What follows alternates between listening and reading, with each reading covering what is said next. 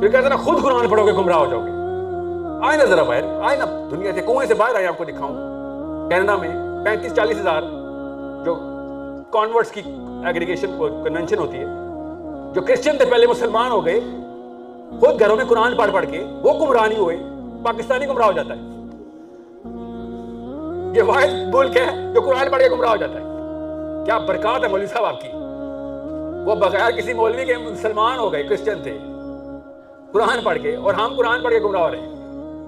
اور ایسے ایسے بہانے آپ کے سامنے رکھیں گے جو کسی کے دماغ میں بھی نہیں آئیں گے, اور اسی لیے پھر وہ آپ کو قرآن ڈائریکٹ نہیں پڑھنا چاہیے, بندہ گمراہ ہو جاتا ہے. ظاہر ہے تو قرآن کیا کہ یہ کتابیں گمراہی ہے, نعوذ باللہ, یہ تو عقیدہ ہی کفر ہے. اگر ہم کسی کافر کو کہیں کہ یہ لو, یہ کتاب لے لو, گمراہ بھی ہو سکتے ہو, ہدایت بھی پا سکتے ہو, تو وہ کہے گا یار اپنے پاس رکھو.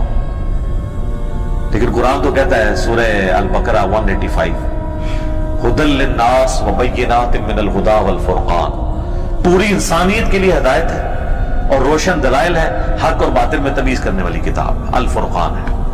یہ اگر کسی کا عقیدہ ہے نا جی قرآن لوگوں کو گمراہ کرتا ہے, تو وہ پکا کافر ہے, اس کے کفر میں شک کرنے والا بھی کافر ہے. پہلا سوال بھائی کا, یہ نام کیا ہے آپ کا؟ سید سعادت علی. پہلا سوال بھائی کا یہ ہے, کہتے ہیں ہم نے تبلیغ میں بہت دفعہ سنا ہے کہ قرآن خود نہیں پڑھو, اس سے کیا ہو جاؤ گے؟ گمراہ ہو جاؤ گے. دیکھیں قرآن میں 2 طرح کی آیات ہیں.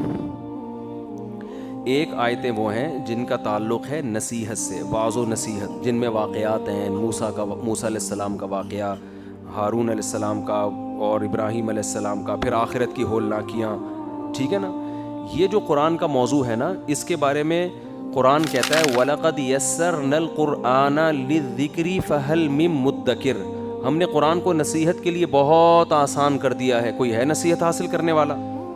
اس میں آپ علماء کے محتاج نہیں ہے, یہ آپ خود پڑھیں, خود سمجھیں, خود موٹیویشن ملے گی, اور اتنا آنا بھی چاہیے. دوسرا قرآن کا موضوع ہے مسائل, وراثت کے مسائل ہو گئے, طلاق کے مسائل ہو گئے, نماز کے مسائل ہو گئے, روزے کے مسائل ہو گئے. یہ وہ قرآن کا چیپٹر ہے جس میں آپ علماء کی مدد کے بغیر واقعی نہیں سمجھ سکتے, اور گمراہ لوگ اس میں آپ کو گمراہی میں ڈال سکتے ہیں آیتوں کا غلط مفہوم پیش کر کے. اور اس کے بارے میں بھی قرآن کی آیت ہے وَأَنزَلْنَا إِلَيْكَ الذِّكْرَ لِتُبَيِّنَ لِلنَّاسِ مَا نُزِّلَ إِلَيْهِمْ, اے نبی ہم نے آپ پر اس کتاب کو نازل کیا تاکہ آپ لوگوں کے سامنے کھول کھول کے بیان کریں کہ نازل کیا ہوا ہے. کیا مطلب؟ اس کو ڈیفائن قرآن خود نہیں کرے گا, بلکہ کون ڈیفائن کرے گا؟ قرآن مجمل بات کرے گا, مبہم بات کرے گا, اس کو ڈیفائن کون کرے گا؟ نبی, حدیث ڈیفائن کرے گی. اتنا بھی کافی نہیں ہے, آگے قرآن کہہ رہا ہے وَلَعَلَّهُمْ يَتَفَكَّرُونَ, پھر یہ خود بھی تفکر کریں گے. ایک ہوتا ہے فکر, ایک ہوتا ہے تفکر. فکر سے اوپر کی چیز ہے تفکر, باب تفاعل ہے نا, اس میں تکلف ہے, بہت ڈیپلی جا کے گھس کے گہرائی. اور تفکر کا اہل وہی ہوتا ہے جو قرآن کو بھی جانتا ہو اور مکمل احادیث کو بھی. تو ایسے علماء جو مکمل قرآن اور مکمل احادیث پر بھرپور عبور رکھتے ہیں, وہ پھر ان آیتوں میں مزید جا کے غور و فکر کریں گے. تو اس میں انہی متفکرین اور انہی علماء عوام پر لازم ہوگی انہی کو فالو کرے. وہ اس میں وہ اپنی طرف سے قرآن کی آیتوں کی تفسیر نہیں کر سکتے. تو جو علماء کہتے ہیں نا قرآن خود سے سمجھ کے خود نہیں سمجھو لوگوں سے, ان کا مطلب وہ مسائل والی آیات, اور وہ مسائل والی آیات آپ کو خود سے سمجھ میں آئیں گے بھی نہیں. آپ قرآن کی جو وصیت, جو وراثت کی آیتیں ہیں نا, ترجمہ پڑھیں, آپ کو وراثت کے مسائل نہیں آئیں گے جب تک آپ اس کے ساتھ کوئی تفسیر ایڈ نہیں کریں گے. تفسیریں بھی تو لوگوں نے لکھی ہوئی ہیں نا, وہ پڑھنی پڑے گی. آپ طلاق کے مسائل ہو گئے, نماز کا قرآن میں تذکرہ ملتا ہے, طریقہ ملتا ہی نہیں ہے. تو اللہ کے اس حکم کو پورا کیسے کرنا ہے, یہ آپ حدیث اور حدیث کے بعد پھر فقہا کی طرف آپ کو جانا پڑے گا. تو یہ جو کہا جاتا ہے نا کہ قرآن خود سے نہیں سمجھو, یہ لفظ بہرحال غلط ہے. سمجھ میں آ رہی بات؟ یہ لفظ کیا ہے, یہ تعبیر غلط ہے. قرآن خود سے سمجھو, جو چیز مشکل لگے نا اس میں, وہ اس میں اپنی رائے قائم نہ کرو, بلکہ اس میں کس کو فالو کرو؟ علماء کو. یہ یوں صحیح تعبیر ہونی چاہیے. خلاص آپ سمجھیں, گھر میں لائیں, رکھیں. یہ تو قرآن گھر میں رکھ کے پڑھنے کے لیے نا. یہاں تک قرآن نے کہا ہے کہ نبی سے کہا ہے کہ جو مشرک آپ کے پاس آئے قرآن سننے کے لیے, تو آپ اس کو لائیں حتی یسمع کلام اللہ, تاکہ وہ اللہ کے کلام کو اپنے کانوں سے سنے. آگے اللہ نے کہتا ہے اس لیے کہ یہ لوگ وہ ہیں جن کے علم نہیں ہے ان کے پاس. بہت سے لوگوں کے پاس علم نہیں ہے اس لیے اسلام کا انکار کریں. جب یہ قرآن سنیں گے تو یہ انکار نہیں کریں گے بلکہ اس کی آیات پر ایمان لے آئیں گے. تو جب غیر مسلم کی سمجھ میں قرآن آ سکتا ہے اور اس کے بارے میں ترغیب دی جا رہی ہے کہ یہ خود سے سنے, تو خود سے سنے گا تو خود سے سمجھے گا بھی نا, تو یہ چیز اس کو اسلام کے قریب کرے گی. تو مسلمان کیوں نہیں خود سے سمجھے بھائی؟ وہ تو مسلمان بھی خود سے پڑھے گا بھی, خود سے سمجھے گا بھی. لیکن وہ آیتیں جن کا مسائل سے, فقہی مسائل سے تعلق ہے, پیچیدہ کچھ مسائل تو بہت واضح ہیں, پیچیدہ مسائل سے تعلق ہے, تو اس میں پھر اپنی رائے خود سے قائم کرنے کی کوشش نہ کرے. اور صحابہ بھی یہی کرتے تھے, جو آیتیں سمجھ میں نہیں آتی تھیں نبی سے پوچھتے تھے, تابعین کی جو آیتیں سمجھ میں نہیں آتی تھیں وہ صحابہ سے پوچھتے تھے. تو یہ بات اس طرح سے تعبیر درست نہیں ہے کہ قرآن سے خود سے نہ سمجھو, اگرچہ ان کا مطلب درست ہے لیکن یہ الفاظ بہرحال خطرناک ہے. الفاظ یہ ہونے چاہیے قرآن آپ خود سے سمجھیں, لیکن جو آیتیں سمجھ میں نہیں آ رہی تو اس میں اپنی رائے داخل نہ کریں بلکہ اس بارے میں علماء سے رجوع کریں. یوں تعبیر ہونی چاہیے. علم پراپر حاصل کرنا پڑتا ہے. ابھی کچھ دن پہلے ایک صاحب آئے, انہوں نے ایک سوال کیا. سوال یہ کیا, اب وہ 2 شادیوں پر بحث بالکل مقصد نہیں ہے, وہ آئی تھی وہ پڑھی نا انہوں نے. میں خود بھی تھک گیا ہوں یار, کرتے تو ہیں نہیں تو کیا فائدہ باتیں کرنے کا. جی اچھا ماشاء اللہ, اچھا ماشاء اللہ, اچھا ماشاء اللہ. قرآن کے الفاظ ہیں وَإِنْ خِفْتُمْ أَلَّا تُقْسِطُوا فِي الْيَتَامَى فَانْكِحُوا مَا طَابَ لَكُم مِّنَ النِّسَاءِ مَثْنَىٰ وَثُلَاثَ وَرُبَاع, کہ اگر تمہیں یہ خوف ہو کہ تم یتیم بچیوں کے ساتھ ناانصافی کرو گے, تمہیں اگر یہ خطرہ ہے کہ تم یتیم بچیوں کے ساتھ ناانصافی کرو گے تو پھر 2 3 اور 4 عورتوں سے نکاح کرو. ہم کیا کہتے ہیں, 2 3 4 عورتوں سے نکاح جائز ہے, چاہے یتیم بچیوں سے ناانصافی کا خوف ہو یا نہ ہو. کیا خیال ہے بھائی؟ کیا ہو گیا؟ کسی بھی مفتی کے پاس آتے ہو, آپ کہتے ہو میں 4 کرنا چاہتا ہوں, 3 کرنا چاہتا ہوں, وہ کہے گا ایک شرط ہے کہ سب کے حقوق برابر ادا کرو, اس کے علاوہ کوئی اور شرط نہیں ہے. لیکن قرآن تو بیان کر رہے ایک شرط ہے, وَإِنْ خِفْتُمْ, ان کا معنی اف, اگر تمہیں یہ خطرہ ہے کہ تم یتیم بچیوں کے ساتھ ناانصافی کرو گے تو پھر 2 3 اور 4 کرو.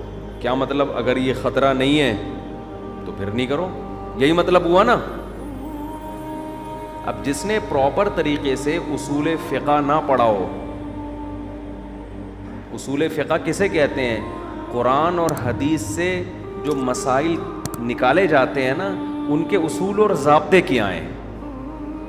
سمجھتے ہو کہ نہیں سمجھتے؟ اس قرآن اور حدیث میں دیکھو کیا سمجھا ہے یار, بات سے بات نکلنا شروع ہو جاتی ہے.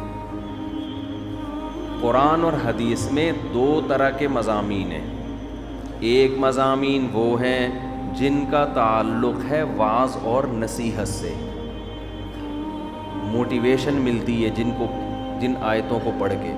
وعظ و نصیحت کسے کہتے ہیں بھائی؟ قرآن بتاتا ہے جنت بھی ہے, جہنم بھی ہے, اللہ کی کبریائی, اللہ لا الہ الا هو الحی القیوم, اللہ وہ ذات ہے جس کے سوا کوئی عبادت کے لائق نہیں, الحی زندہ ہے, القیوم ہر چیز کو تھامنے والا ہے. یہ اللہ کی بڑائی بیان ہو رہی ہے, اس سے انسان کو موٹیویشن ملتی ہے, عمل کا جذبہ پیدا ہوتا ہے. وعظ نصیحت اسی کو کہتے ہیں نا, وعظ و نصیحت. اور قرآن جنت کو بیان کرتا ہے, اتنی خوبصورت حوریں, کأنہن بیض مکنون, جیسے انڈے چھپائے ہوئے ہوتے ہیں نا, صاف ستھرے, قاصرات الطرف عین, نظروں کو جھکانے والی. اتنی قرآن اس جنت کا نقشہ کھینچتا ہے. تو جس آدمی میں تھوڑی سی غیرت ہوتی ہے اس کو جنت کا شوق پیدا ہو جاتا ہے. جہنم سے اتنا ڈراتا ہے کہ آدمی میں خوف پیدا ہوتا ہے. تو یہ جو وعظ و نصیحت والی آیتیں ہیں کہ موت کے بعد زندہ ہوگے تم, مٹی میں ہم جان ڈالیں گے, یہ کہلاتی ہیں ذکر والی آیتیں, نصیحت والی آیت. میں آ رہی ہے بات کہ نہیں آ رہی ہے؟ تو قرآن ان آیتوں کے بارے میں کہتا ہے وَلَقَدْ يَسَّرْنَا الْقُرْآنَ لِلذِّكْرِ, ہم نے قرآن کو نصیحت کے لیے آسان کر دیا ہے. فہل من مدکر, کوئی ہے نصیحت حاصل کرنے والا. یہ ایک ٹاپک یہ ہے. دوسرا ٹاپک ہے احکام کا, مسائل کا. یہ حلال ہے اور یہ حرام ہے, یہ جائز ہے اور یہ ناجائز ہے. یہ والا ٹاپک قرآن کا آسان نہیں ہے. سمجھتے ہو, آج کے جو اسکالرز مارکیٹ میں آ رہے ہیں نا, یوٹیوبرز, فیس بکیے, وہ کیا کر رہے ہیں, وہ اس ٹاپک کو بھی ایسے بنا کے پیش کرتے ہیں کہ یہ بہت آسان ہے, اس کے لیے پراپر کسی کہیں عالم بننے کی ضرورت نہیں ہے, بس آیت کا ریفرنس معلوم ہونا چاہیے تو مسئلہ کیا ہو جائے گا, حل. ایسا نہیں ہے. قرآن سے جو مسائل کا علم ہے وہ مشکل نہیں, انتہائی مشکل ہے, صرف مشکل نہیں ہے. اگر آپ نے پراپر علم حاصل کیے بغیر اس حصے کو چھیڑ دیا تو آپ کے پاس گمراہی کے سوا کوئی راستہ نہیں ہے. تبھی اس ٹاپک کو مجتہدین نے چھیڑا ہے تو ان میں اختلافات ہوئے ہیں. مشکل تھا تو اختلافات ہوئے نا, کسی نے کیا بیان کیا, کسی نے کیا بیان کیا. اب کتنے آرام سے فتویٰ لگا دیتے ہیں کہ جی امام ابو حنیفہ کہتے ہیں کہ 2.5 سال تک ماں بچے کو دودھ پلا سکتی ہے, حالانکہ قرآن میں لکھا ہے والوالدات یرضعن اولادہن حولین کاملین, مائیں اپنے بچوں کو مکمل 2 سال تک دودھ پلائیں گی. تو یہ جماعت المسلمین والے بڑے آرام سے فتویٰ لگا دیتے ہیں, یار دیکھو امام حنیفہ نے قرآن کی اس آیت کے خلاف فتویٰ دیا ہے. تو ایک عامی آدمی کہتا ہے یار اگر ان کو یہ اتنی موٹی آیت بھی معلوم نہیں تھی تو وہ ابو حنیفہ کیسے ہو گئے پھر وہ. تو حقیقت یہ کہ جب آپ اسی آیت میں جاتے ہیں نا تو آپ کو اندازہ ہو جائے گا کہ یہ جو آپ اتنے آرام سے اس آیت کی روشنی میں فتویٰ دے دیتے ہو نا کہ 2 سال ہے, آپ سے آیت کو سمجھنے میں غلطی ہو سکتی ہے. کیوں؟ قرآن کہتا ہے مائیں اپنے بچوں کو 2 سال تک دودھ پلائیں, لمن اراد ان یتم الرضاعہ. آگے قرآن کہتا ہے فإن ارادا فصالا, فا آتا ہے کسی چیز کے بعد جب کوئی کام ہوتا ہے اس کو بیان کرنے کے لیے فا. فإن ارادا, بس اگر میاں بیوی دونوں آپس کی رضامندی سے چھڑوانا چاہیں تو قرآن 2 سال کے بعد چھڑوانے کا آپشن دے رہا ہے. اگر 2 سال کے بعد پلانا حرام ہوتا تو قرآن آپشن دیتا کہ اس کے بعد چھڑوانا چاہو. لیکن آپ ان یوٹیوبیوں سے پوچھ لیں, ان کو یہ نہیں پتا ہوگا. انہوں نے ترجمہ دیکھا ہوتا ہے کہ مائیں بچوں کو کتنے سال دودھ پلائیں, 2 سال, اور فتویٰ ابو حنیفہ بھی تھوپ دیا اور ہر ایک پہ تھوپتے چلے جاتے ہیں. باقی یہ جو قرآن میں آتا ہے کہ 2 سال تک دودھ پلائیں, تو اس کا مفہوم امام ابو حنیفہ کی نظر میں یہ ہے کہ وہ والی مدت جس میں, جیسے حدیث میں آتا ہے نا لا رضاع بعد حولین, حدیث میں آتا ہے 2 سال کے بعد ماں دودھ نہیں پلا سکتی, یعنی رضاعت نہیں ہے. تو یہ وہ رضاعت ہے جو اجرت کے ساتھ ہو, یعنی 2 سال کے بعد ماں اگر بچے کو دودھ پلائے گی تو وہ اجرت کی مستحق نہیں ہوگی. فتویٰ اسی پر ہے کہ 2 سال کے بعد نہ پلایا جائے, صاحبین کے قول پر احتیاط کی بیس پہ. اب یہ میرا ٹاپک نہیں ہے, میں تو ایک سمجھانے کے لیے نا کہ اتنا ایزی نہیں ہے. اگر اتنا ایزی ہوتا نا مسائل کا علم تو لوگ وراثت کے مسئلوں میں مفتیوں سے نہ پوچھتے کہ ابا کا انتقال ہو گیا ہے, بیٹے کو کتنا ملے گا. حالانکہ بیٹے کو جتنا ملے گا یہ تو قرآن میں لکھا ہوا ہے. یار سمجھ میں کیا کرے یار, کتنا آسان لکھا ہوا ہے. یوصیکم اللہ فی اولادکم, اللہ تمہیں تمہاری اولادوں کے بارے میں وصیت کرتا ہے. للذکر مثل حظ الانثیین, بیٹے کو بیٹی کی نسبت دگنا ملے گا. آپ کو میں بتاؤں, جب کورٹ میں عدالت میں وراثت کے مسئلہ جاتا ہے نا, کورٹ دینی مدرسوں سے رابطہ کرتی ہے عدالت. ہمارے پاس تو آتے رہتے ہیں صبح شام مسائل. کورٹ یہ کہتی ہے بھائی دارالعلوم کورنگی سے, جامعۃ الرشید سے, بنوری ٹاؤن سے فتویٰ لے کر آؤ. اس کا مطلب جج کو خود بھی اندازہ نہیں ہوتا, حالانکہ وہ تو پڑھا لکھا ہے نا, وہ بھی احتیاطاً اس پر کہ بھائی میں کہیں گڑبڑ نہ کر دوں, تو مفتیوں سے فتویٰ لے آؤ, میں اسی پہ کیا کر دوں گا, فیصلہ سنا دوں گا. تو ایک پڑھا لکھا جج وہ ترجمہ دیکھ کے فیصلہ کر لینا, وہ نہیں کر رہا ہوتا. اس کو پتا ہوتا ہے بھائی اس میں کون کون سی شرطیں لگی ہوئی ہیں, کہ کیا کیا کنڈیشن ہے, اس میں مجھ سے مسٹیک ہو سکتی ہے. تو قرآن میں یہ جو علم ہے حلال و حرام کا مسائل کا علم یہ آسان نہیں ہے جتنا لوگوں نے سمجھ لیا ہے آسان. اور اہم ترین بات یہ کہ یہ جو عام طور پہ لوگ آیت پڑھتے ہیں نا وَلَقَدْ يَسَّرْنَا الْقُرْآنَ لِلذِّكْرِ فَهَلْ مِن مُدَّكِرٍ, ہم نے قرآن کو آسان کر دیا ہے نصیحت کے لیے, کوئی ہے سمجھنے والا. اکثر لوگ علماء سے بدگمان کرنے کے لیے یہ آیت پیش کرتے ہیں. ان لوگوں کی جہالت کا اندازہ لگاؤ, جس کو یہ والی آیت کا مطلب نہ آتا ہو وہ باقی آیتوں کا مطلب کہاں بتائے گا. اس آیت میں اللہ نے خود یہ کہا ہے کہ ہم نے نصیحت کے لیے آسان کر دیا ہے. نصیحت کے لیے تو آسان ہے, مسائل کے لیے قرآن نے کہیں یہ لفظ استعمال نہیں کیا ہے.